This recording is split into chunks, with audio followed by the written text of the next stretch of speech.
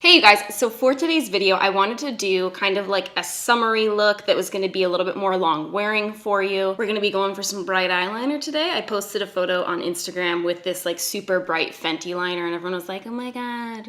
I think there was like a couple people saying, oh my god. So anyways, I'm posting a tutorial about it. Before we jump into the video, I wanted to let you guys know that today's video is sponsored by Neutrogena. So thank you so much Neutrogena for sponsoring my video, and thank you to you guys for supporting me as always. Neutrogena reached out to me actually like a few months ago to kind of chit chat about the idea of the concept that they had for this video. Basically what they were saying was that they had gone through the top 50 most watched makeup tutorials and they realized that only one of those videos mentioned sunscreen. Now, I've been watching an ample amount of Caroline Hirons here on YouTube. She's like a skincare expert. She's awesome. And as I've been going through my own kind of like skincare journey, I've been exposed time and time again by Caroline. It's very rude, frankly. I am one of the worst offenders for, first of all, not mentioning sunscreen on my channel. I think I've mentioned it like maybe once or twice, just like talking about some of my favorite sunscreens, but also not realizing how important sunscreen is.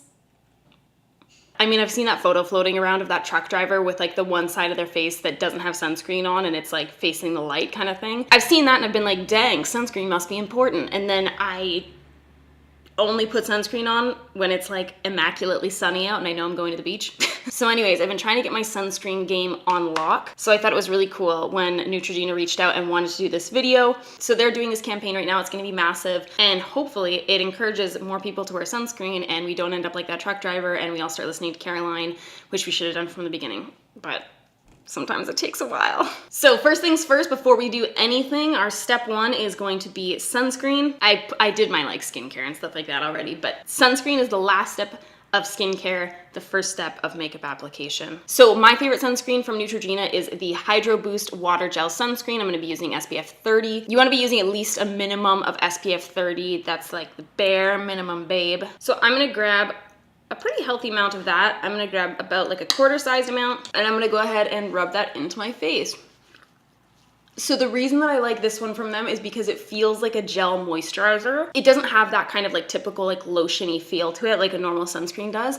And it also goes on completely translucent. Like it doesn't have any of that weird flashback, doesn't have any of that kind of like white residue. So I put that all over my face and my neck as well. This is one thing I never forgot, okay? I'm taking a tiny bit more on my little fingers and I'm putting it on my ears. I don't mess around with my ears not being sunscreened because I was down in LA once with an ex-boyfriend and a friend of his, who he was cheating on me with, but we'll get into that later. A friend of his was driving us and she hadn't updated her registration on her car.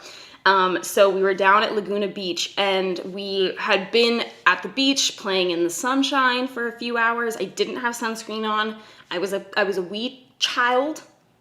By that I mean I was 19, 18? One of the two. I didn't have sunscreen on and we went back to her car after being at the beach for a couple hours and it had been towed. So we had to call and find out where her car was towed to. Then we had to walk to that place. Long story short, I was in the sun for like 6 hours and the sunburn that ensued was horrifying. My ears like bubbled and blistered and it was disgusting and horrific and I'll never forget it and I'll never not sunscreen my ears again. And I was reading through, like Neutrogena sent this like this huge list of like all of these facts about melanoma and all this kind of stuff. And one of them was, it takes only one blistering sunburn to double a person's chances of developing melanoma. And I read that and I was like, oh, perfect. Consider myself doubled.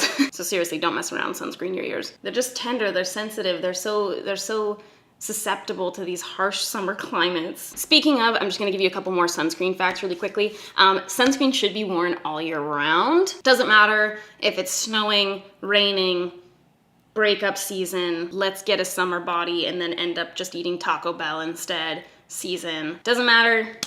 sunscreen. Another common question when it comes to sunscreen is whether or not the SPF that is in some foundations is enough. Here's the issue with SPF and foundation. It's not as easily controlled as it is with a sunscreen, because I might apply like a quarter of the amount of foundation that you apply. I might apply double the amount that you apply. So therefore it's like, who knows how much kind of SPF we're getting basically. And most people, that was something that Neutrogena was saying as well, is that one of the biggest issues with sunscreen is that most people aren't applying enough to actually be protecting their skin. So that's kind of the issue with SPF and foundations. Obviously, it's great if you're already wearing sunscreen and you have a little bit of extra SPF protection through your foundation. So anyways, that's my sunscreen done. I really like that one because it doesn't leave my skin feeling greasy at all. It just feels kind of like moisturized basically, which is perfect. Leaves a really nice base to start doing my makeup. So let's jump into the makeup for summer. Caroline, I'm trying to do right by you, baby. I also just like her because she yelled at Joe Rogan in her last video, so that was fantastic for me.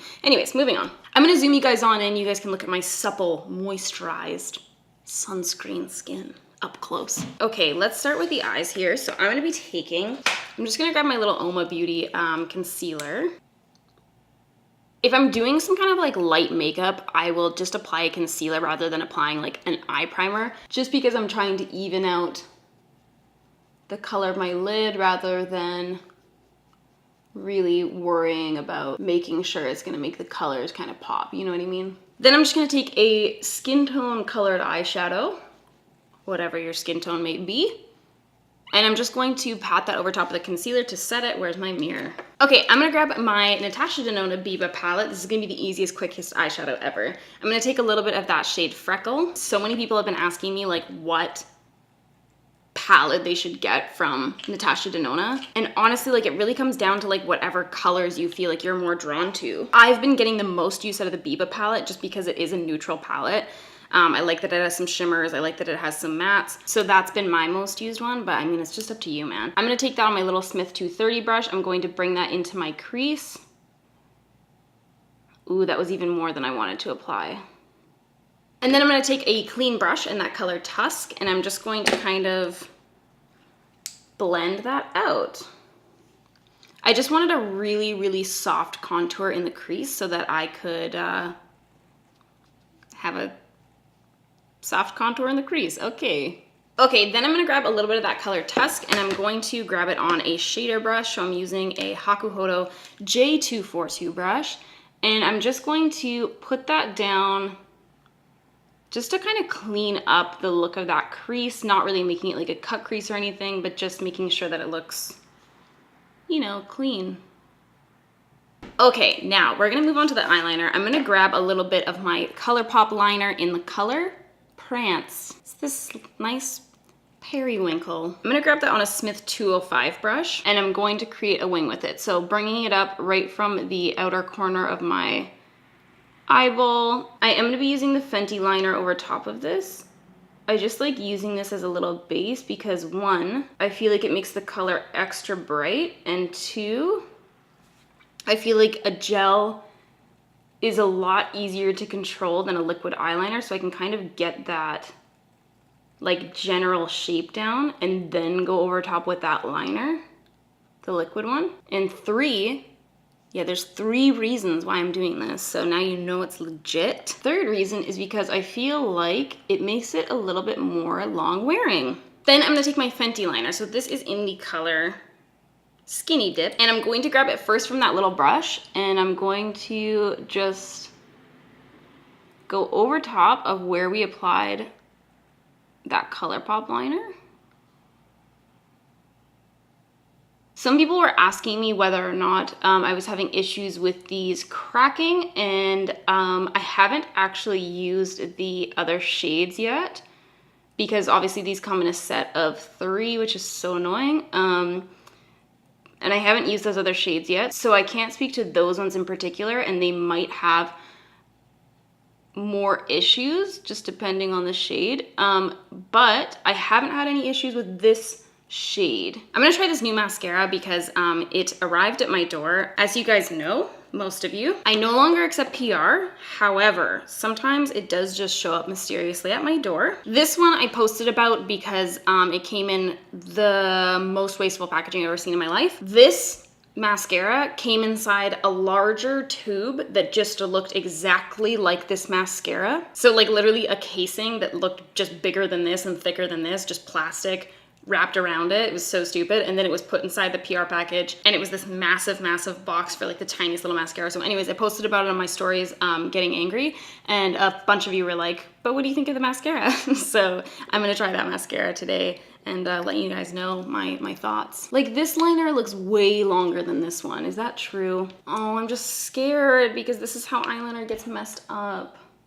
I'm gonna take my eyelash curler and curl my eyelashes. And then I'm gonna take the Damn Girl Too Faced mascara.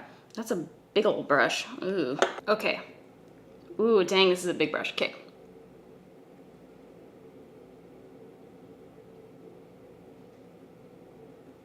Damn, that's a pretty nice mascara, I'm not gonna lie to you. Like, when I look at that brush, I'm like, this is gonna be an absolute mess, but this is actually super nice. Like, I feel like it made my lashes look super, like, plush. Wow. Dang, that's a really nice mascara. I have so many Elton John songs stuck in my head right now because we were watching that Rocket Man movie last night. Okay, guys, I'm just gonna pop on some lashes and then my eyebrows as well, and then we can jump back and finish up the rest of our face. Okay, so our skin's all nice and prepped for makeup with our sunscreen, so I'm gonna go ahead and apply my concealer first. I'm gonna start with my Becca Under Eye Brightening Concealer in shade Light Medium, and I'm just going to take that on my ring finger and pat that underneath my eye. Be great if I could get some sleep so I wouldn't have to buy this additional step product. That's not the, okay, wrong side of the lid. Having a rough week, okay. I'm gonna take my Oma Beauty concealer in the shade T2, Fair Lady. And I'm going to put that right underneath my eyes and just blend out with my little sponge. And then I just gotta take what's left on my sponge and I bring that over top of my little red nose. Then I'm just gonna grab a small brush and I'm going to spot conceal a little. As I do.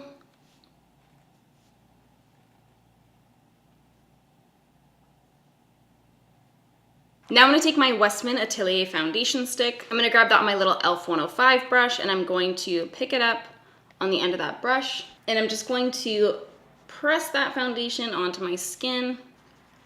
I've really been liking this foundation lately. I know a lot of you guys, I tagged them on Instagram the other day and people were asking what my opinion was on it. I talked about it in my last video as well, but I quite like it. Not my last video, the video before that.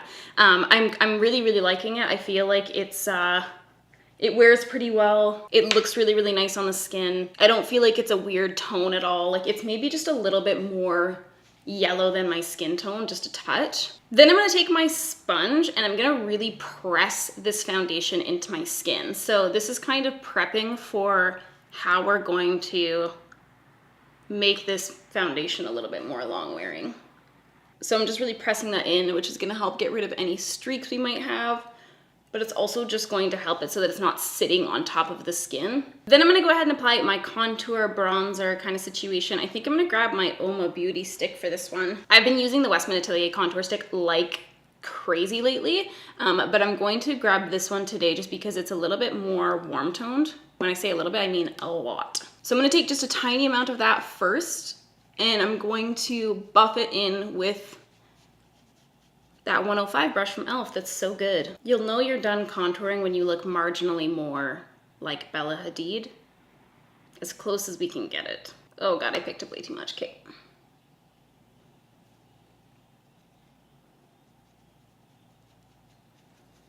Then you're gonna see me do something that you rarely get the chance to see. I'm gonna powder my whole face. So I'm gonna take the same brush as normal to powder underneath my eyes. I just used like a Hakuhodo brush, tapping off that excess powder and then going right underneath my eyes. I like that brush because it doesn't over apply underneath my eyes, making it look really textured or anything.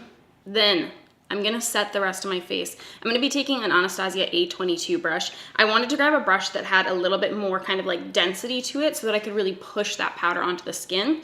So what I'm gonna do is take my Hourglass, I always want to call it caution powder, Hourglass Veil powder. I'm gonna grab a little bit of that powder, tap off the excess, and then I'm gonna grab that and like roll it onto my skin, really pressing it in. So we've really pressed that foundation and that contour into our skin, and now I'm pressing that powder over top. So we're not gonna be loosely kind of dusting that powder over top, which is going to kind of result in product that's sitting on top of your skin more. We're kind of like being like, now kiss with our foundation and our powder. And I'm gonna zoom you guys in just to show you the texture of that powder up close. So you guys can kind of see I didn't over apply that powder. We used just what we needed to use kind of thing. And by pressing that and rolling it into the skin, we're not left with a super like powdery or cakey looking appearance. It just looks like a nice kind of like soft matte, not super textured. And even when I touch my face, there is still a little bit of that kind of like moisture coming through. It's not like this dry powdery kind of like situation. You can leave it here if you have like oilier skin, if you like a more matte appearance. If you want to look a little bit dewier, this is what I do. I'm gonna apply my highlight first. So I'm gonna use the Glossier Play Night Shine highlighter in the color Pale Pearl. I'm gonna dot that on, use my little sponge to blend it out. Then I'm gonna grab a setting spray. So the one that I've been liking the most lately is the Becca Skin Love setting spray. And I'm going to spray that everywhere, here and there and everywhere. And then I'm gonna use my very extra Patrick Ta fan to just fan my face. Not necessary, but I mean, if you have it, why not, you know? So I'm spraying on quite a bit of that. Taking my little Patrick Ta fan and just fanning it out. So I feel like that gives a little bit more kind of like glow and shine back to the skin. It's not going to look as like matte if you do have drier skin, if you just like a kind of more glowy look like I do. But I found that doing that kind of like rolling powder technique and then doing the setting spray over top has like really kind of like locked in my makeup all day.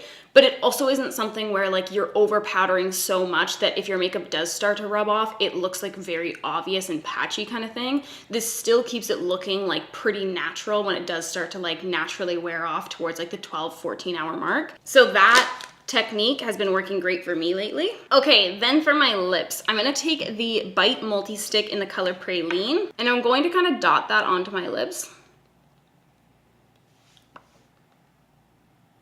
I've really been liking this color for summer. It's like the nicest, like soft, kind of like rusty peach.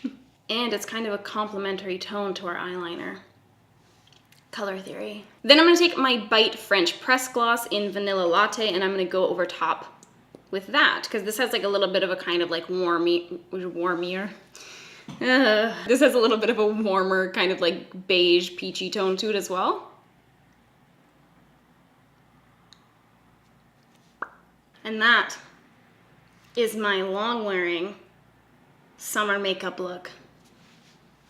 Hope you enjoyed those spirit fingers. All right, you guys, so that is everything for me today. Hopefully I was able to give you some little tips that might help your makeup last a little longer during this beautiful, joyous summer occasion. Thank you once again to Neutrogena for sponsoring this video. Thank you again to you guys for supporting me. Don't forget to sunscreen it up. Let's get responsible. I'm just getting older and older. All right, you guys, I will see you next time. Peace out.